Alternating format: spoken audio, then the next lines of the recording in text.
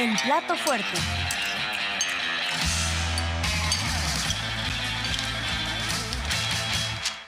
Estoy a favor de los cambios, de las transformaciones y a favor de la justicia. Y sostengo que la derecha, el conservadurismo, es contrario a la justicia social.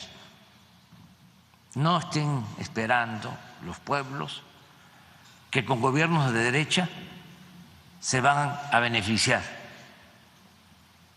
los de abajo, los pobres, los desposeídos, los humillados. No, la derecha no piensa en el sufrimiento de la gente, no le importa del pueblo. La derecha gobierna para una minoría, siempre. Y esa oligarquía, que es en sentido aristotélico el gobierno de los ricos, el gobierno de unos cuantos, se dedica a saquear, a robar, porque no es cierto que el que ya tiene ya no necesita. Dinero llama dinero. Y lo que está demostrado es que no tienen llenadera los que se dedican a acumular. Los pueblos de América Latina y los pueblos del mundo no pueden esperar nada bueno de gobiernos de derecha, de gobiernos conservadores. Ellos van a representar siempre a una minoría rapaz. Y es muy lamentable que estos gobiernos pues sigan avanzando y vayan triunfando sobre quienes buscan la justicia, sobre el poder económico y sobre el poder político. Se olvidó de lo fundamental, que es el evitar que una minoría oprima, explote, humille a una mayoría de gente desposeída, pobre, necesitada. Entonces, no a las medias tintas, no hay justo medio entre estar con el pueblo o estar con los potentados.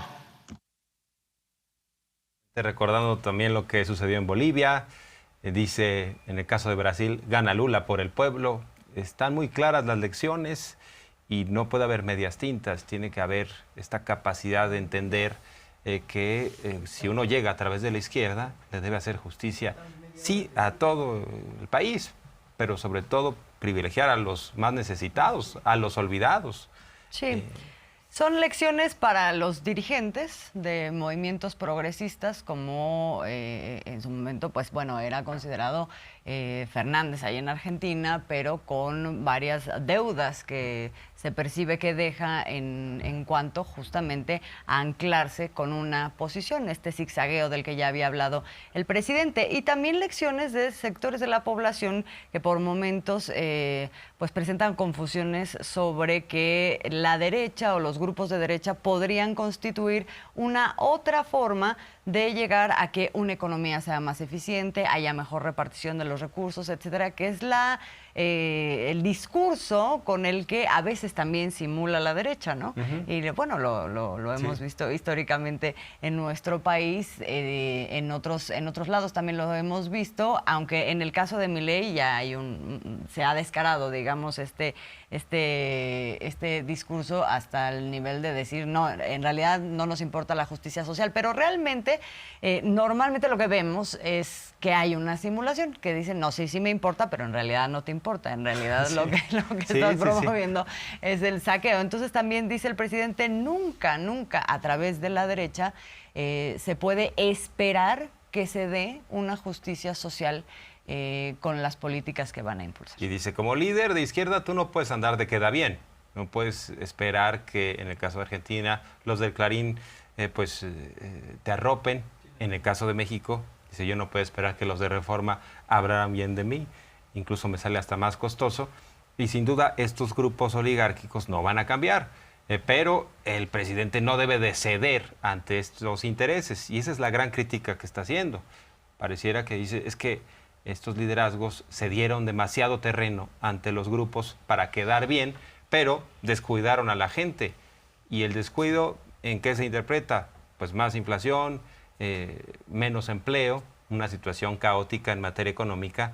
Y pues tampoco se puede estar quedando bien con el Fondo Monetario Internacional si es parte del problema, ¿no? Por ejemplo. Claro, o con medios de comunicación que son directamente adversarios políticos. Que eso lo vamos a escuchar ahorita. Eso hay que escucharlo también en clave México, ¿no? Sí. O sea, habla de Argentina, pero en realidad también habla de México y habla de México de cara a quienes ahora aspiran a liderar el país, ¿no? O sea, esa confusión no se puede presentar, dice el presidente. Y lo otro es también creer que el Clarín va a apoyar a un movimiento progresista en Argentina. ¿Tú lo crees eso? No, no lo creo. Bueno, pero sí hay gente progresista que llega al gobierno y que está pensando que se va A tener una buena convivencia con los medios. sí, se va a llevar bien con el Clarín. No, esos son adversarios. O para decirlo de otra manera, amigos de mentira, y para no decir enemigos, adversarios de verdad. De aquí, pues, ¿cómo voy yo a confiar en el Reforma si siempre han estado apoyando a los oligarcas, si siempre apoyaron a Salinas de Gortari? Entonces, ¿qué puedo esperar de ellos? ¿Qué puede esperar el pobre, el desposeído de México, del Reforma? Pero sí se busca, ¿no? A ver, a congraciarnos con ellos. No, son chuecos. La lealtad es la que se obtiene del pueblo. Y a propósito de derechas, porque esta situación, ya sabemos, siempre son fenómenos que se dan de manera global, aunque con características específicas en distintos lados. España, habló de España el presidente, porque resulta que ya se dio a conocer que Pedro Sánchez sí se queda con el Congreso, no se logra poner de acuerdo la derecha y la ultraderecha, en cambio la izquierda sí, y queda, y el presidente dice que bueno, esto es así, y recuerda personajes de derecha de España, que no, es que al hablar de la derecha no solamente se habla de una ideología, también se habla de una profunda corrupción, y hoy la recuerda el presidente. Me da mucho gusto lo de ayer, creo que ayer o antier, ya en España, donde todas las fuerzas y los partidos progresistas se unieron y al parecer va a seguir gobernando Pedro Sánchez, porque son además los de la derecha muy corruptos y muy hipócritas. Yo recuerdo a un señor que era de el Fondo Monetario Internacional, Rodrigo Rato, que viene aquí a aplaudirle a Calderón porque había llevado a cabo una reforma para quitarle las pensiones o pasar las pensiones de los trabajadores del ISSSTE a las AFORES. No van a recibir ni siquiera la mitad de su sueldo. Vino a decir que había que seguir adelante con otras reformas estructurales, la privatización del petróleo, de la industria eléctrica. Un experto, ¿no?, de política internacional. Después fue juzgado por corrupción en España. Creo que hasta ahora acaba de salir. Pero ahí anda de asesor. Ahí está Rodrigo Rato aplaudiendo las reformas de Felipe Calderón, que impactaban a los pensionados del ISSSTE. Y bueno, pues lo que dice el presidente es que en España hay también mucha corrupción, pero menos impunidad. Y por eso este sujeto estuvo en su momento encarcelado, porque decían que avaló como banquero unas tarjetas black que hacían que algunos pudieran evadir impuestos, sobre todo los machuchones, ¿no? Entonces, parte de las acusaciones. A propósito de Felipe Calderón, hemos aquí destacado en este espacio que se aumentó la desigualdad hasta en 35 puntos, ¿no? O sea, llegamos a 35 veces de desigualdad entre los ricos y los pobres, algo inédito, algo histórico y que además no teníamos en el radar, ¿verdad? O sea, la referencia era Carlos Salinas, de esa administración, como padre de ese sistema, ¿no?, desigual. Pero con Felipe Calderón sí hubo un incremento brutal, ¿no? Un incremento brutal, y hoy el presidente añade información que le explica también por qué se dio esos niveles de desigualdad en esa administración, en donde, además de una serie de políticas, se buscó legalizar la corrupción directamente. Vamos a escuchar. 2010, Calderón, la diferencia entre los ingresos de los más ricos y los ingresos de los más pobres, 35 veces más. Pero ¿por qué también aumentó tanto?